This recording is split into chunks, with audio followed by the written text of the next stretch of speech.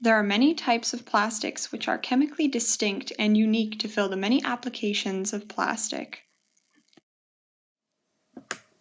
Plastics are a diverse group of polymers linking chains of individual chemical units or monomers and generally include an array of additives.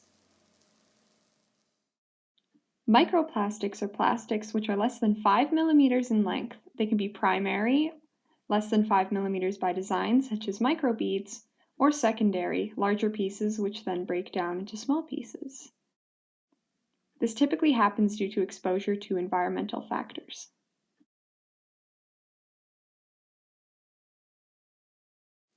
Plastic pollution has long been a factor influencing climate change.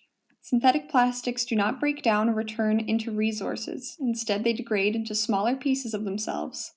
Plastics can degrade into nanoparticle sizes.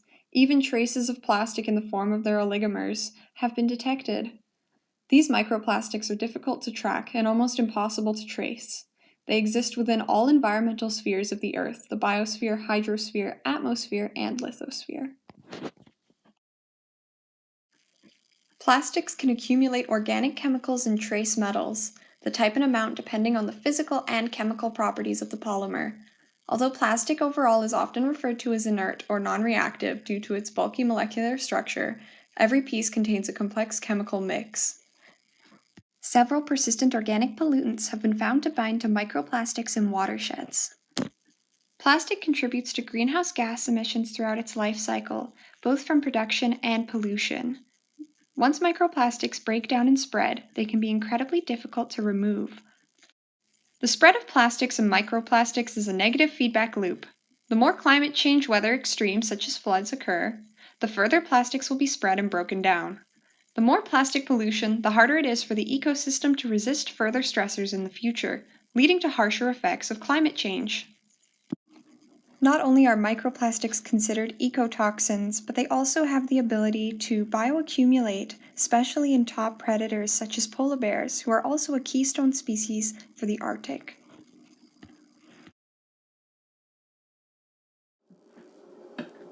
Currently, microplastics are regarded as a single category instead of as a broad range of materials. The simplified studies and protocols currently in place don't consider the complexity and diversity of microplastics. For example, studies don't currently compare the difference between microplastics from, say, a thermoplastic versus that from a thermoset.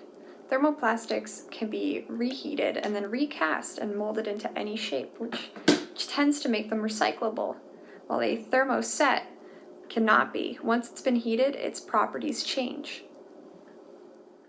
The 12 principles of green chemistry include many concepts which should be applied to further developments in microplastic research, preventing waste, designing for degradation, and real-time analysis of pollution prevention.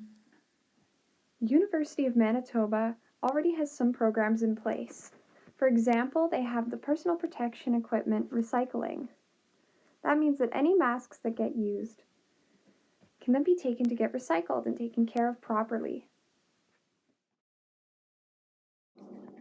Bins like this one can be used not only for the KN95s, which are asked to be worn in all indoor spaces, but also 3-ply surgical, dust masks, and N95 masks, as well as other disposable personal protection equipment items.